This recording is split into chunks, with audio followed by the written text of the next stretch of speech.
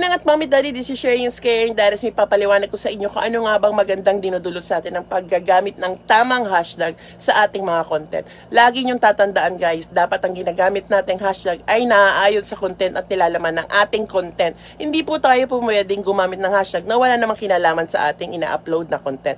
Kaya dapat lagi niyong tatandaan, wag na wag gumamit ng hindi ayon sa ating content. Ano nga bang binibigay sa atin ng paggagamit ng hashtag? Ito ay pinapalaganap niya ng maraming views ang makakita at mas madaling makita ang content natin sa pamagitan ng tamang hashtag.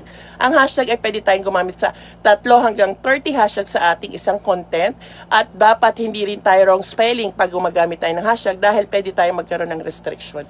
Pangalawa, ano nga ba ang ban hashtag? Ayan, nakikita niyo naman po ang mga salitang yan sa aking likuran. Yan ang mga ban hashtag na dapat hindi natin ginagamit.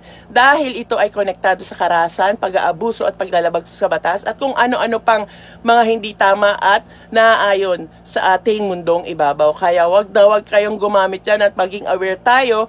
Mag-research tayo kung ano-ano yung mga ban hashtag na yan. Dahil baka magkaroon tayo ng restriction o kaya hindi na natin magamit ang ating account or ating page or ating profile. Kaya tandaan, maging listo at laging wais at mag-research. Huwag tayong maupo lamang dyan at gagawa tayo ng mga bagay-bagay na hindi naman naaayon sa ating content.